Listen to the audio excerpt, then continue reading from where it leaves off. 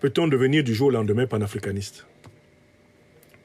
Apparemment, oui, puisque maintenant, c'est devenu une mode sur tout le continent pour beaucoup de gens de revendiquer le panafricanisme, puisque c'est l'idéologie en vogue. C'est l'idéologie de la renaissance culturelle du continent africain. Et c'est chacun qui se précipite à se trouver une place sous le parapluie de cette idéologie. C'est une idéologie qui a l'avantage de rassembler les Africains. C'est une idéologie qui a l'avantage d'être ancrée dans l'histoire longue de la population africaine dans le monde. C'est une idéologie qui a une cohérence. Elle se bat pour la dignité de l'homme noir, de la femme noire, partout sur la terre. Très bien. Il semble donc que chacun d'entre nous, où qu'il soit à travers le monde, dès lors qu'il prend fait et cause pour cette cause panafricaine ou panafricaniste, devienne panafricaniste. Mais ça, c'est ce qu'on peut appeler le panafricanisme de civilisation. Le panafricanisme de mode. Mais est-ce cela le vrai panafricanisme? Dans cette conclusion, ma réponse est non. Le vrai panafricanisme, ce n'est pas une simple adhésion à une mode, à un style. Ce n'est pas une simple adhésion à une actualité, à quelque chose qui a le vent en poupe. Ça ne suffit pas. Il y a des fondements de l'idéologie panafricaniste que l'on doit adopter pour appartenir sérieusement à la famille politique internationale qui s'en revendique. Premier fondement, la revendication de la souveraineté totale des personnes africaines et des pays africains. D'abord, les personnes africaines, ça veut dire les Africains du monde entier, d'où le mot pan qui compose le mot panafricanisme, qui vient du grec et du latin signifiant le tout, la totalité, le monde. Le panafricanisme consiste à refuser en Amérique, en Europe, en Asie, dans les océans Atlantiques indiens, tout comme en Afrique, que l'homme et la femme africains soient maltraités en raison de leurs origines, en raison de leur apparence physique, en raison de la couleur de leur peau ou de la texture de leurs cheveux. Et voilà pourquoi il n'y a que les ignorants qui pensent que le panafricanisme ne concerne que le continent africain. Parce que ceux-là n'entendent pas le sens des mots.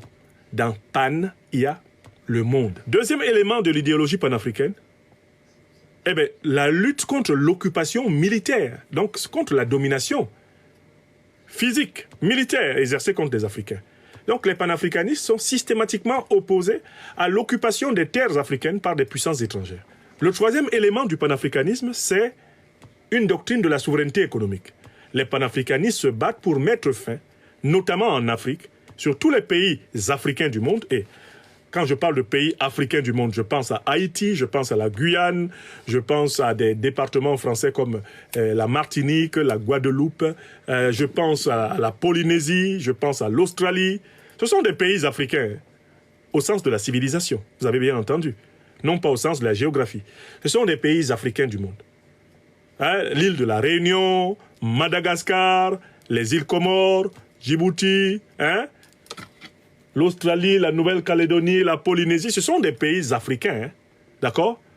Nous nous battons pour que dans tous ces pays-là, la souveraineté des peuples soit respectée.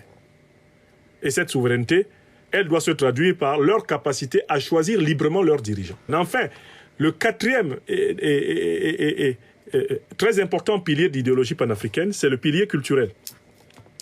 Nous nous battons pour réhabiliter les langues africaines.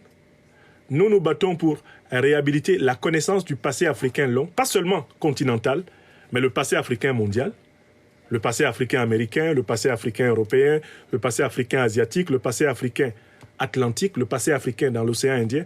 Toutes les strates du passé des Africains sur la Terre, nous nous battons pour que nos enfants héritent d'une connaissance plus approfondie que celle même que nous avions obtenue de nos parents. Une fois qu'on a donc compris ces 4 cadrans fondamentaux du panafricanisme, est-ce qu'on peut dire que du jour au lendemain, quelqu'un va devenir panafricaniste? Non.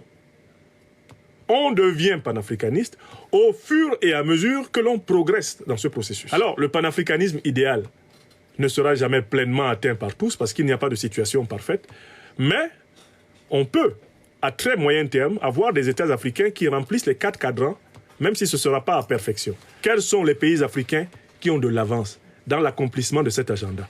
Il n'y a aucun débat, il y en a 3. Et tout le monde les regarde tous les jours comme les laboratoires du panafricanisme du XXIe siècle. Ce sont le Mali, le Burkina Faso et le Niger, n'est-ce pas? Ce sont les pays les plus avancés dans la réhabilitation du panafricanisme comme figure idéologie des institutions politiques. J'étais en train de lire une partie de cette journée, les poèmes écrits par le grand camarade, anciennement président d'Angola, le camarade Antonio Agostinho Neto. Il avait déjà senti, longtemps avant nous, ce que le Mali représentait au cœur de l'Afrique. Et le panafricanisme, c'est cette capacité à percevoir ce qui est important pour nous tous, partout où nous sommes en Afrique, à élever ce que les Africains font de grand, de beau, de merveilleux, afin que tous les Africains de la planète tout entière en tirent, honneur et contentement.